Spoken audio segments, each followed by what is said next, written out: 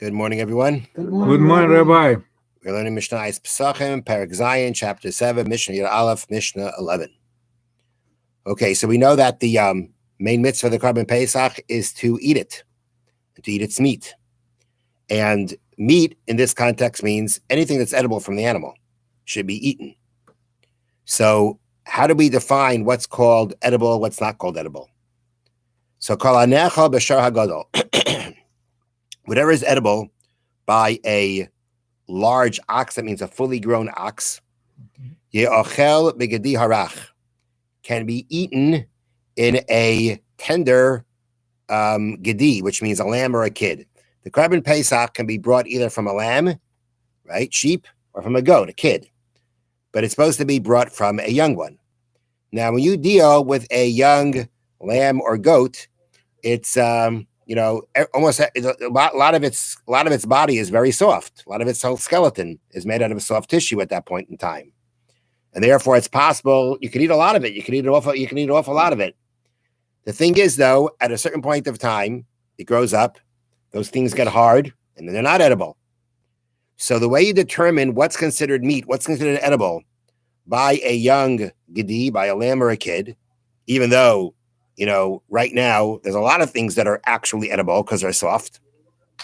The way you determine it is by looking at not a full-grown lamb or goat, but actually you measure it by a shar, by an ox.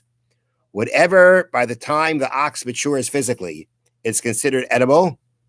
Those are the parts that you fulfill your mitzvah of eating the Korban Pesach with when you're eating a lamb or a goat. And even though at this point of time, it's soft and edible, if by an ox, this part, when the ox is fully grown, it would not be edible, it is not considered edible for the Korban Pesach either, and you would not be fulfilling your mitzvah. So that's the point of whatever is eaten by a fully grown shar, a fully grown ox, can be eaten by a tender gedi. Okay? Now, v'rashei chnafayim v'hasachusim. That means, and the cartilage on the ends of the shoulders and the other cartilages, they are considered edible meat in a Korban Pesach, since by an ox they can be eaten if they are cooked for a long time. What that means is like this. What that means is, first of all, when we're talking about this cartilage, so knafaya means some kind of a cartilage at the ends of the shoulders, and other cartilages. What are other cartilages? So they bring down, for example, the hard tissue on the ribs and the chest, as well as the middle part of the ear. Now, you would say, are those parts edible? They seem kind of hard. So you would say that they're not edible. However, if you were to cook them a lot, they would become edible. And therefore, even though when it comes to the Korban Pesach, right, you roast it, you don't cook it. If you were to roast these parts in an ox, these cartilages, if you roast this cartilage, it wouldn't be edible. But as long as it's somehow edible by an ox, no matter what it takes, but it's edible. So now by the Korban Pesach, by the kid, by the lamb, it's considered edible, even though you're roasting it. Now again, by the lamb and the goat, at this point, it's soft enough to be edible. But the point, and even though roasting this part by an ox would not be edible, and we're typically determining everything by the ox, it's enough if by the ox it is edible somehow. Once it's edible somehow by the ox, it's considered meat for the Korban Pesach, and that part can be eaten to fulfill your mitzvah. Okay, now the Mishna goes into a different discussion. We know there's a prohibition of breaking the bone of a Korban Pesach, and the Mishna is going to qualify that. If you break a bone from a Korban Pesach that is tar, that means it was an edible Korban Pesach, you receive for that 40 lashes. The Torah says there is a prohibition, there is a law of a prohibition to break a bone of the Korban Pesach.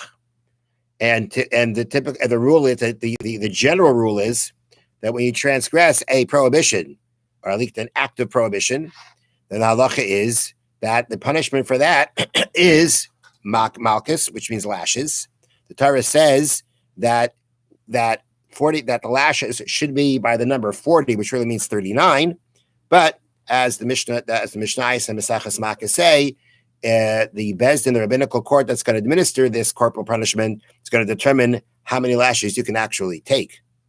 But at the same time, the starting point is 40 or really 39. If you can handle it, that's what you're supposed to get. But the point there is that the Torah prohibition of breaking a bone of the Karban Pesach, which carries a punishment of lashes, as do many prohibitions, that applies by a Karban Pesach that is tahar.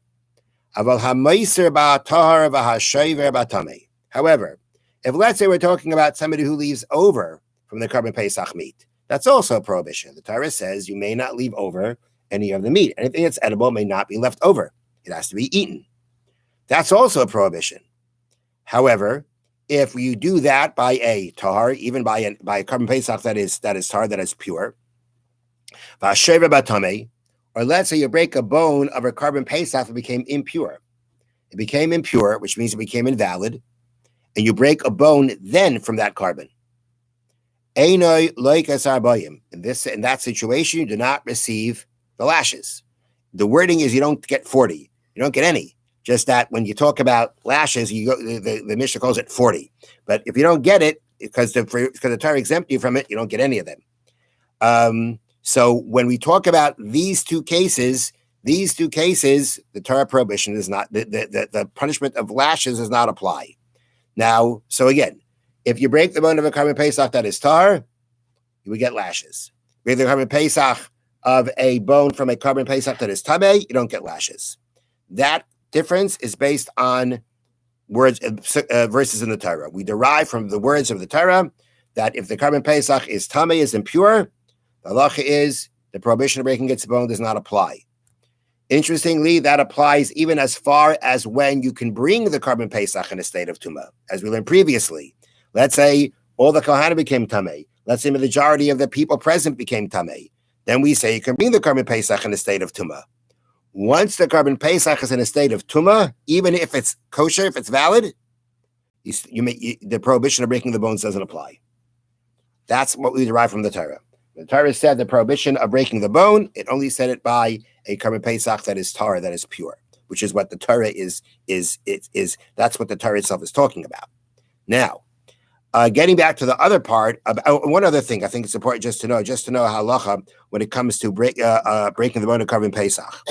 The prohibition of breaking a bone of a Karban Pesach applies only to a bone of which there is a kazayas of meat. Has to be the volume of an olive of meat on the bone, or a bone that contains edible marrow, or if it contains marrow.